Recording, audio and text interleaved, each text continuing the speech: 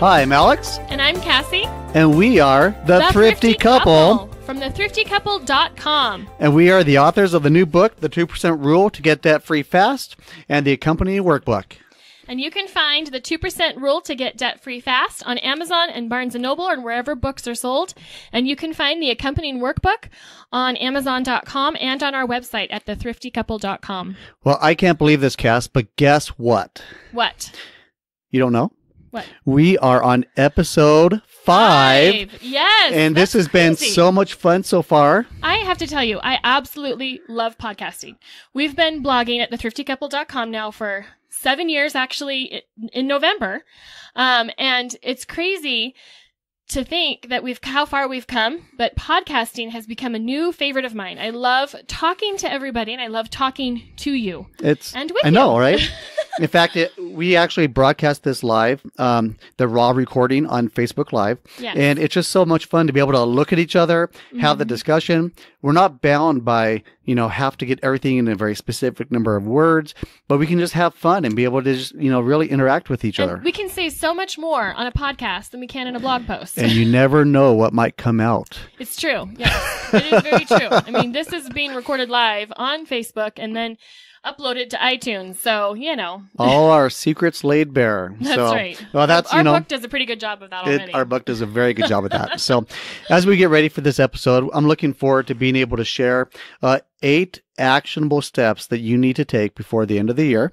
And what I wanted to do was I wanted to remind everyone before we get started that we are not financial advisors, that we are a couple that really wants to share from our own experience, from our own research, from what we do ourselves, that ways to be able to help other families to be able to maximize and be able to be the most efficient in their budget and find success. And right? Yeah. And I actually really think that this podcast is going to be very, very helpful because I know for us at the beginning, we didn't know a lot of these things. We did not think about them.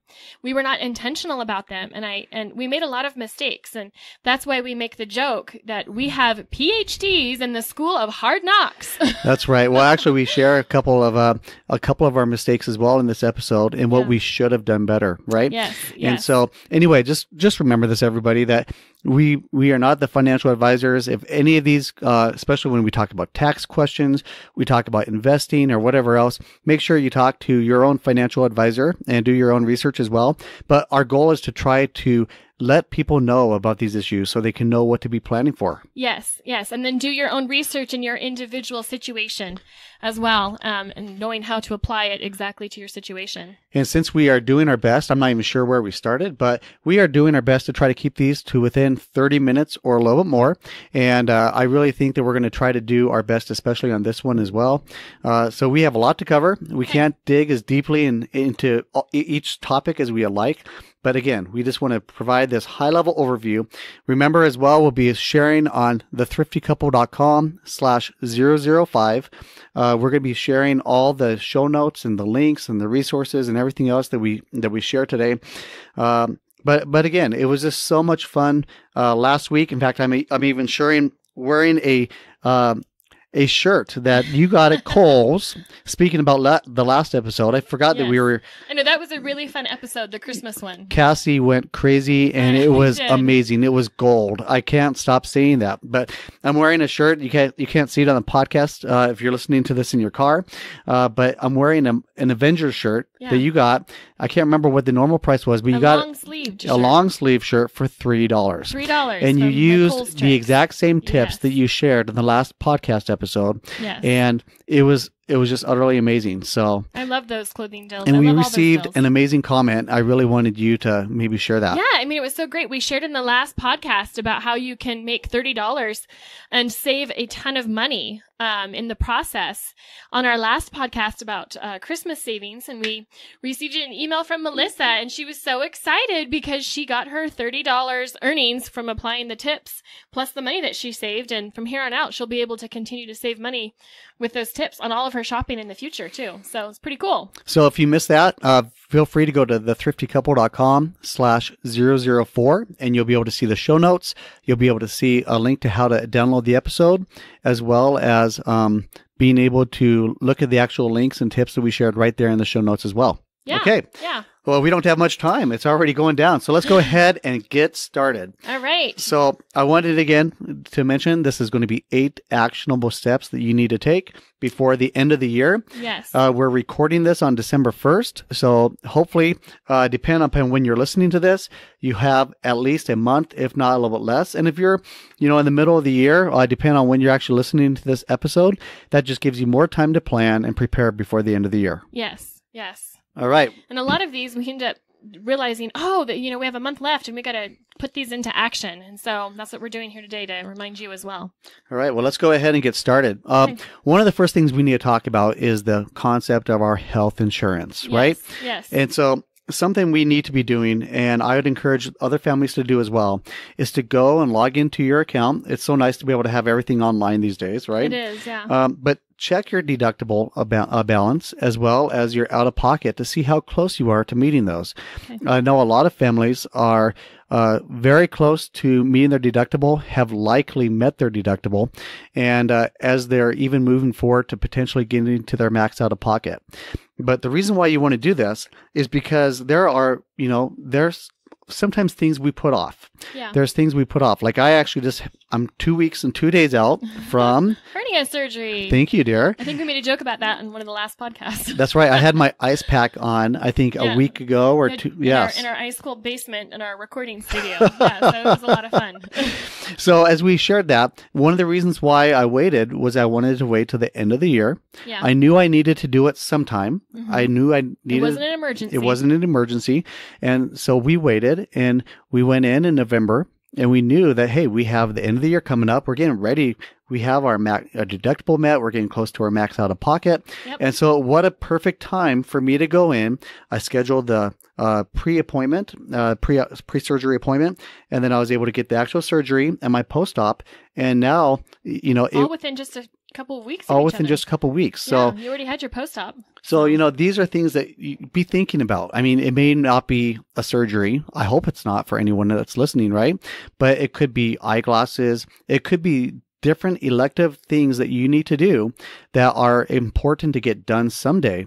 Yeah. But what better time to do it than before the end of the year? So one of the first things I'll really recommend, go find out what you need and then make appointments as soon as you can, because very often you cannot call a doctor and say, hey, can I get in for an appointment tomorrow? Right. Some doctors might already be too booked. It's a very busy time of year because a lot of people already know this tip and they're waiting for the end of the year. Yep. But again, very often you can do that. There was another thing about prescriptions. You found this out yourself. Do you want to share that? Yeah. So, prescriptions, about making sure that you get your prescriptions in before the end of the year. Right. Yes. So that you can get the final amounts that you need before the end of the year, go through all of your prescriptions, figure out what you need, and get them refilled. A lot of them will let you refill like even a week before the actual refill date. And so I have a few that will expire towards the end of the month. And so I can just get them refilled even earlier and get that included in this year's insurance, as well as for the purposes of the HSA, or for some people that have their FSA, to start draining that out this year. So what's great is, say maybe you have to refill your prescription January 3rd. Yes. If you can refill it a little bit sooner, then all of a sudden you're not going out on January 2nd and having to pay your deductible amount again, but you're actually able to use that percentage that you're paying after your deductible's been met, and being able to pay a lot less for your prescription now than you would on January 2nd, right? Yes. No, we figured that out a couple years ago, and so we do that every year just to make sure. Now, there's something else I found out myself the hard way. So I actually use a CPAP machine when I sleep. I have sleep apnea, and something that I found for the hard way was you need to make sure that you call and order your medical supplies before the end of the year. But not just that.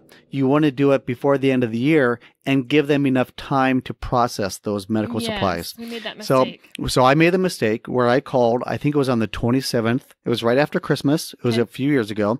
And I said, hey, I'd like to get my supplies refilled so it goes against this insurance year. They said, well, we'll see if we can do that because we don't bill insurance until the day it ships. And so what happened was, because they processed it on January 2nd, it went through on the 1st of the next year, and I was paying full deductible prices on all of it when I was really hoping to be able to have that go against the prior year. So do you think that in those cases that people should really try to get it in before Christmas? Oh yeah, before Christmas. So that you have a full business week in the current year. If you can, I'd say do it, right now as soon as you can. Yeah. But, sometimes if you call now, because you have some supplies, you have to wait till the middle of the, a certain time before you can reorder. Okay. But you can actually pre-order and say, hey, I'd like to get these pre-ordered. When can I do it? They say, well, I'm sorry, we can't do it till the 16th of December. Well, what you can do is you can call up beforehand, say, hey, I want to get these supplies on the 16th. Can you put the order to process so that way I can have that hit my insurance this year and be able to get my supplies earlier as well. Yeah. So again, just be watching your health insurance, be watching those deductibles, those balances, and try to do what you can to get everything in this year. So that way you're hitting and you're using that 10% or 20%, whatever your amount that you're paying of that expense, instead of having to pay the deductible price later. So yeah. Okay, cool. Okay, so the next topic, FSAs. Yeah, it kind of goes along with the health. So Flex Spending Account is what an FSA stands for. And, this is only going to be relevant for those that actually have an FSA. Yes. Now, you know who you are if you have one, or hopefully you do. So the first thing I would do is go and find out what your balance on your Flex Spending Account is as well. And we're going to be talking about HSA, the Health Savings Account, here in a minute. Sure. But I wanted to focus first on the Flex Spending Account. So what we would recommend is find out where you are in your spending. Now, the thing with a Flex Spending Account is you have to use it within that full year. And there's a couple exceptions. We'll get to that here in a second. But you have to use it within that full year. And if you don't use it by December 31st, then you lose it. So use it or lose it is the term I would say. Yeah. Now, the thing I'm going to tell you, though, is some employers that offer a Flex Savings Account give you one of two options. I've seen articles that say both, but we're actually going to share on this podcast show note where the IRS says that employer can do one or the other, so but not both. Okay. Yeah. So your employer can either give you a grace period, which says that you have 2.5 months. It's generally March 15th. Okay.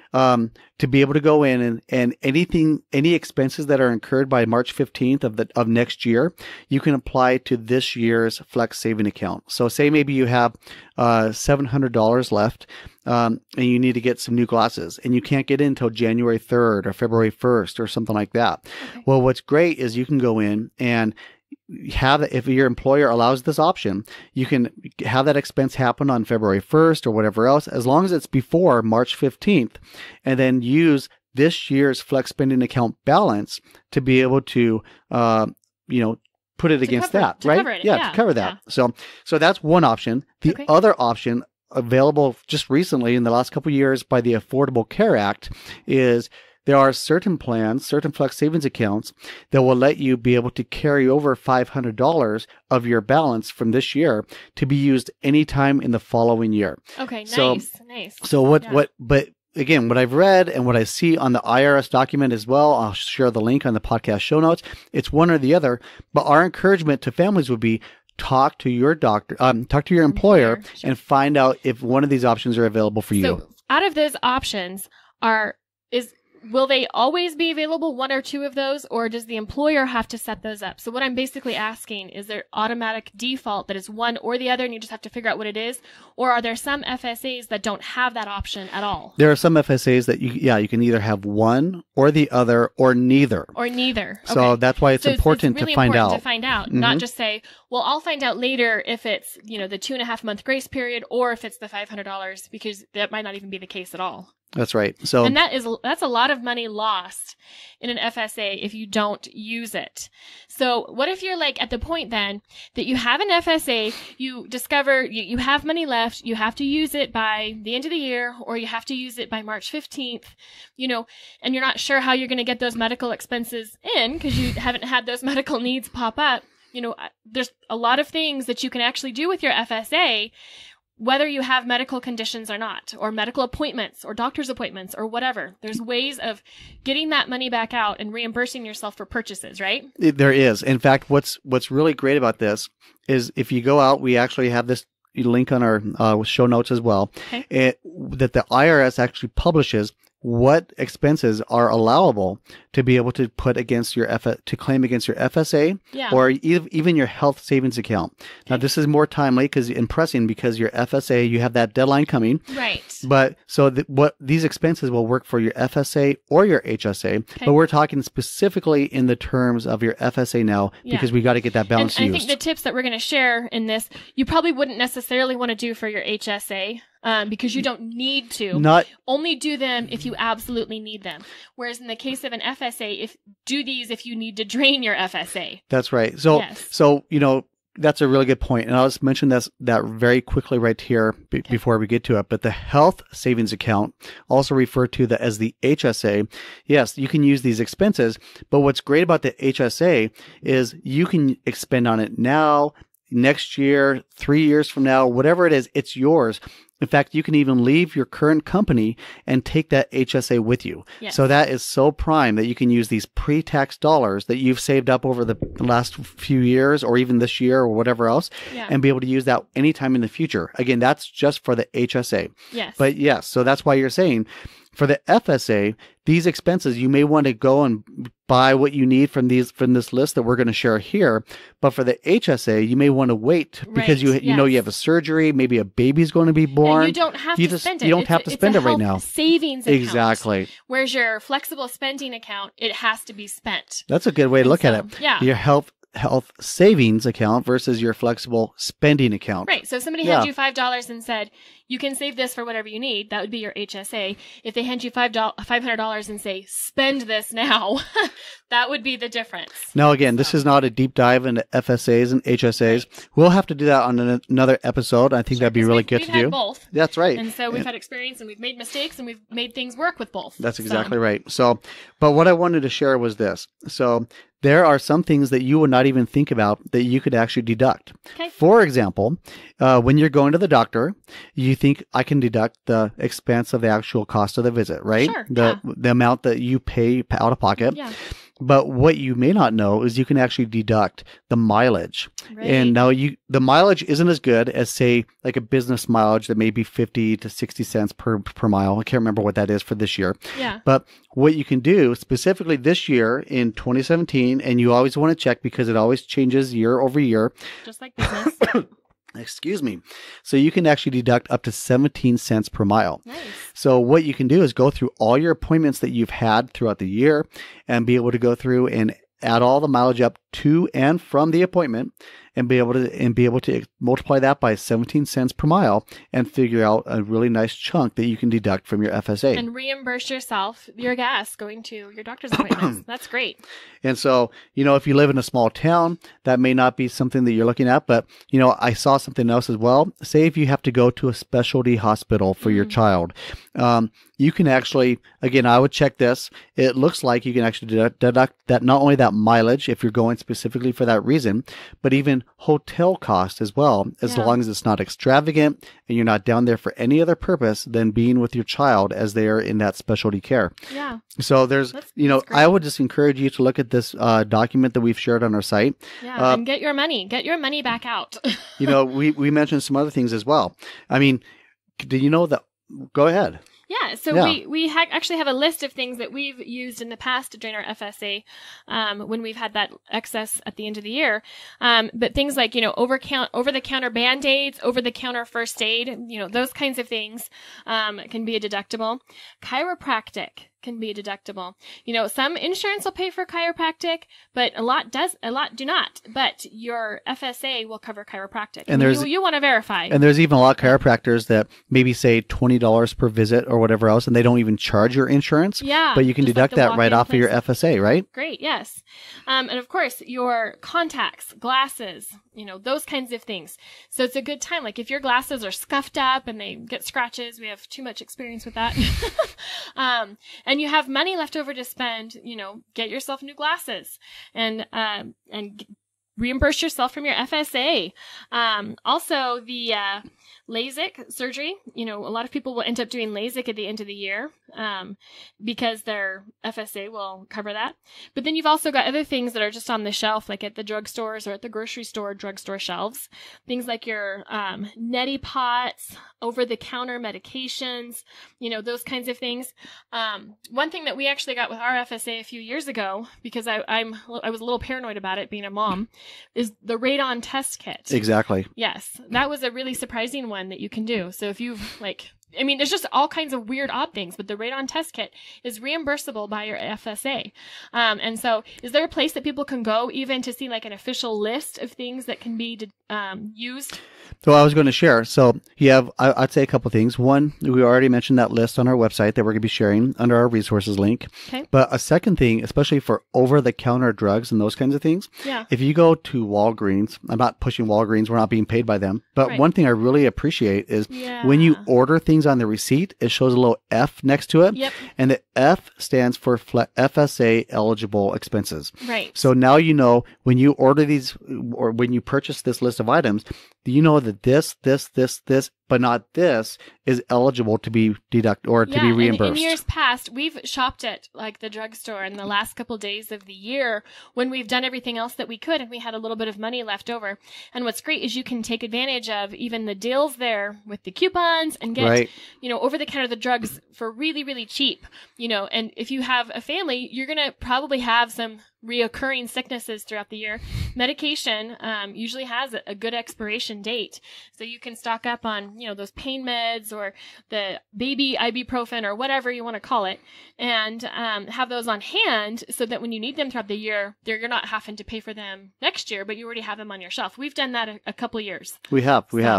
And just to make a very quick clarification in case anyone wonders, so when you're using the coupons and when you're getting the deep discounts on some of those items, you can only get reimbursed what you spent, paid. Yes. not the actual coupon amount or whatever else. And that's a good point. And so what I was trying to say is you're able to get a whole lot. Get a lot more. Just stretch it. We love but if you're at the last day and you're desperate and you need to spend it, it does take time to organize that.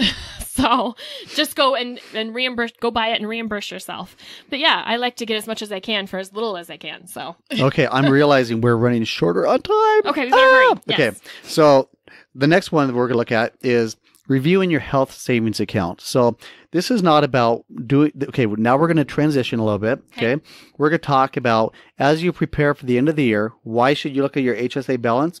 Well, the good news is say you find out, in fact, I'm going to recommend the next couple that you go out to maybe TurboTax. What's another one that you can look at to do your taxes?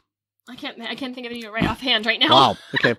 So TurboTax, H&R Block or whatever else that you can go in and you can do a mock tax return. Right. You know that your income is going to be in this range. You kind of know some different things. Right. And so you want to go in and you want to put in, here's what we estimate our taxes are going to be for this upcoming year. Yes. Now, some people may not want to do this, but other people might want to, so they know what their tax liability is going to be. Right. So where this comes into play with the HSA is this.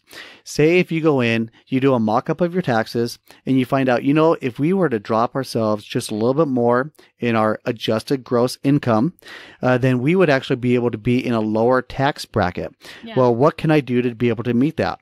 Well, your HSA and a few other things that we share here are going to be a really great thing to be thinking about that you want to take care of before the end of the year. Yeah. So one thing that people may not know a lot about with your health savings accounts is you can actually adjust the amount that you are putting in per paycheck at any time. You don't have to wait for a life event like a birth of a baby or a death of a child or a spouse or whatever else like you would to change your medical plan. Sure. But to change your amount that you're putting into your HSA each paycheck, you can do that at any given time. Yeah. Now, I know that doesn't give us a lot of time before the end of the year, but you still have a paycheck or two that if you talk to your HR department and try to get that changed, then maybe the next couple paychecks, you can get more added pre-tax. Yes. But there's a second thing you can do for your HSAs.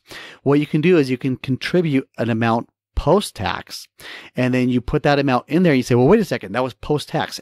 So what do I do about that? Well, when it comes to time of your taxes, you can actually deduct the amount that you put in post-tax into your HSA, as long as it's under the limits that are allowable and set by Congress.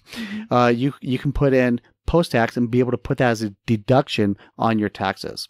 Nice. And so what that does is that allows you to be able to reduce your amount of income, and then you might be able, and your tax liability goes down. Yeah, that's really smart. Okay. So, all right. Along the same lines as we continue to walk through this. So that was number 3. Number 4, let's talk about charitable contributions. Yes. Okay. It's one of my favorite things to do at the end of the year. At the end of the year, we love to go through. We have some favorite charities that we love to support. Yes. And we really love to go in and be able to give a little bit extra because it helps them. But at the same time, it helps you with your taxes as well. If it's I think it's a 503C. I sure hope that's correct. Whatever the charitable category is for taxes. Yeah. But what's really great about that is some charities depends, go out and take a look at this. We'd encourage you to, we're going to be sharing an article from the Today Show where I thought they did a really good job on how you can go out and check the legitimacy of a charity. Yeah. And so, awesome. Very helpful. we've shared that. We'll also share a post where we've talked about this before as well. We've shared an article on how to know if the charity that you're giving to is a scam. Now, the thing to be careful of there, it's only for charities, I believe, from resources we've shared in the past that have $1 million of contributions or more. Okay. So they're going to be for your larger charities. Yeah. But again, there are different things you can do to make sure the charity that you're giving to is legitimate. Yeah.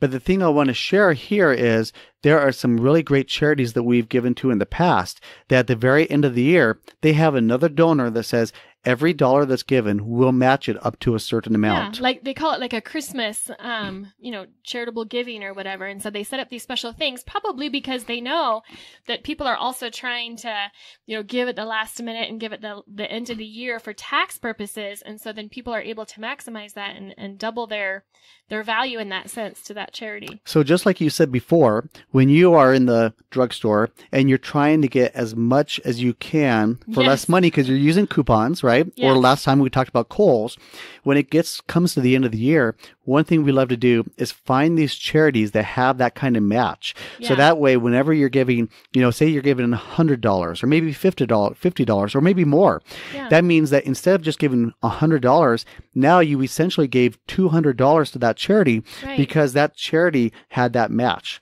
And it's such an amazing thing you can do. It is. And also local charities, those aren't going to be listed on the website that we're going to be showing in our show notes because there are local.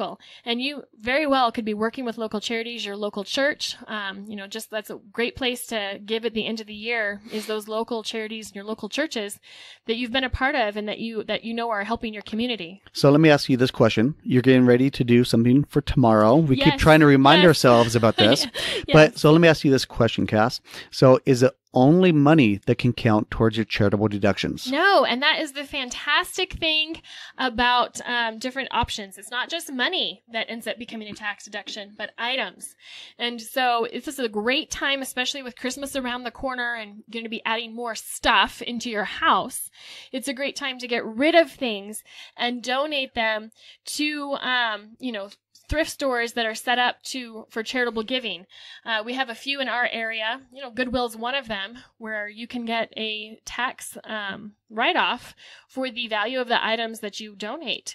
And so if you do those mock-up taxes, or if you don't want to do your mock-up taxes and you just want to do this anyway to get your house cleaned out and get an additional tax deduction before the end of the year, clean out your house, take in some donations, and have an additional tax write-off by the end of the year. And what's really great, we've used TurboTax ourselves for our taxes.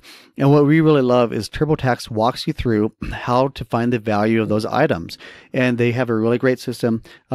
Again, TurboTax isn't paying us for this, but I love sharing tools and resources. And we can even... It makes life easy. It makes life easy. Yeah, that's right. For sure. So anyway, don't forget that as well. So items. But 4. One thing I wanted to say more about the charitable contributions. Yes. Remember, those are not going to be tax credits. Right. That's a tax deduction. Right. So it means that what you're doing is you're reducing. You're not going to get one-to-one. It's not going to be one-to-one. So you need to make sure that you understand when you give to a charity, obviously you want to give to the charity because you want to, but that side benefit is being able to get that tax deduction as well. Yes. So, yes. All right. So the next thing we talk about is if you have a business, right? Yes, especially those home businesses, we know about that ourselves. So what can you do, Cass, before the end of the year to maximize your tax liability for the next year? Yeah.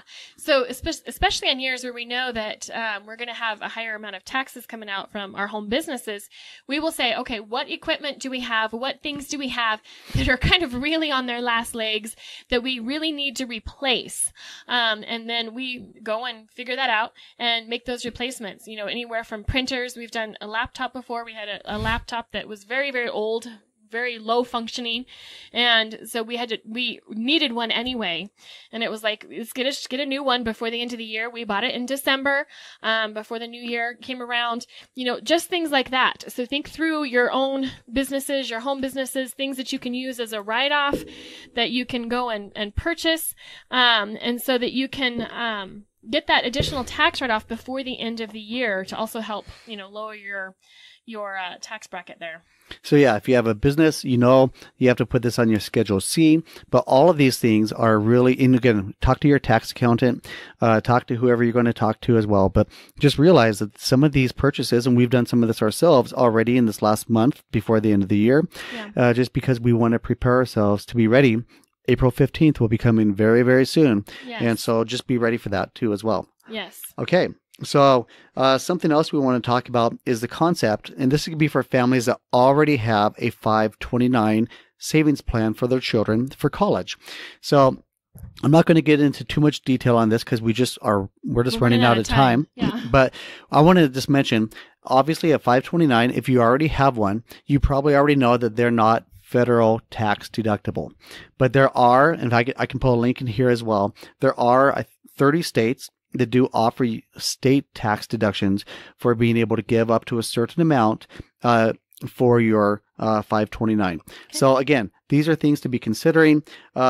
Something else to remember as well is, well, let's go ahead and get to the next one, and then we'll come back to it as well. Number 7. We want to talk about deducting medical expenses. Okay. Now, you may not know this, but I'm not saying you, but as you're listening to this, so if you have a lot of medical expenses in a year, yes. and if they actually exceed more, I believe it's 10% of your adjusted gross income, whatever expenses are in excess over that 10%, you can actually count as a deduction as well. So I really hate to hear stories about families that, you know, are struggling. Maybe a child has an illness that they are having to spend a lot of money out of pocket, or maybe a spouse that's going through a lot of issues for a year. But one thing you can do is if you've had a lot of expenses, and again, 10% more, I believe it's 10% or more of your adjusted gross income, then you can actually write off a percentage of that. So what I would do is, one, understand that. So, you know, you can actually spend and actually say, let's go ahead and pay this off now so we can write this off again. Combining that with tip number 1, 2, and 3. Combine it with tip number 1, 2, and 3. But being able to do what we can to get our expenses to a point, if we need to be able to help write that off when it comes to April as well. Yeah, Again, it's not a really deep tip, and there's not a lot of detail behind it. And it might not apply to everybody, but those few that it could be a big help. Just be aware of it for sure. Okay. Yes. All right. And then our last one that I want to cover is the concept of investing. So again, we've talked about mocking up your taxes, but we're going to talk about the investing for 2 different reasons. Okay. I can't get into 401ks, Roth IRAs, traditional IRAs right now. We'll do that on another podcast. We'll have to do that on another. Yep. So as the individual retirement account that we've talked about, and we'll be sharing it with on another podcast episode as well. Yeah. But as you prepare and you get ready, if you meet certain eligibility requirements, you can actually be able to put money into your traditional IRA or your 401k as pre-tax dollars. And so as you're looking at your tax liability, so one thing, as you look at your tax liability, find out, do I want to put more in to be able to have a lower adjusted gross income for a lower amount of taxes we have to pay, right? But then there's a second thing as well.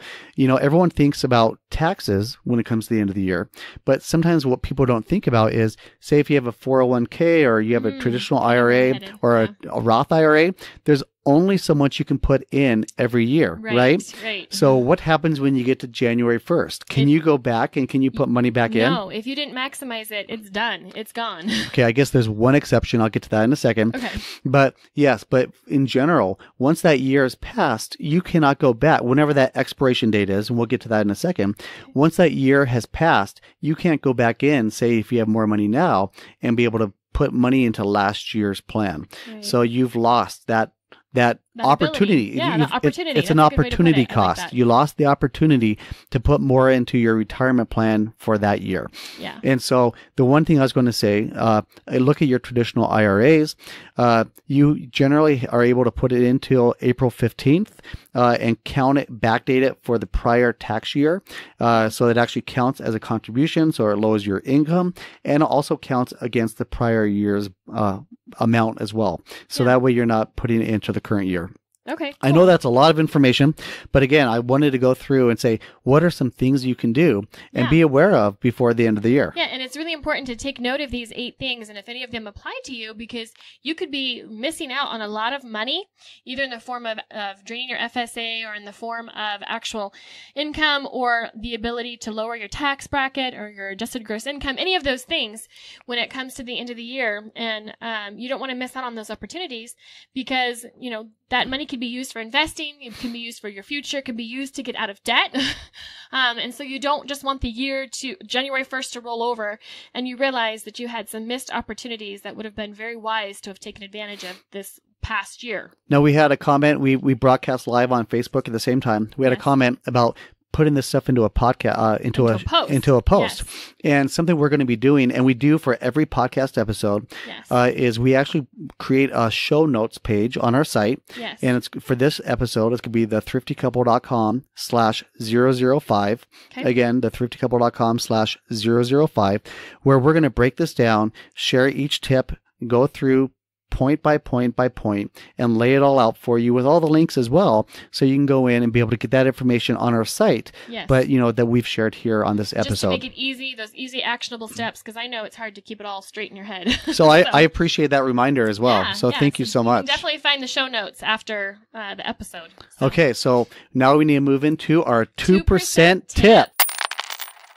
So remember, what is our 2% tip? Our 2% tip is where we share a tip that will help you either shrink your budget by 2% or be able to increase your income by 2% as you're looking for those month after month expenses to cut, as well as opportunities to bring in more income. Yes. Yeah. So today's 2% tip is going to be in the form of a 2% decrease.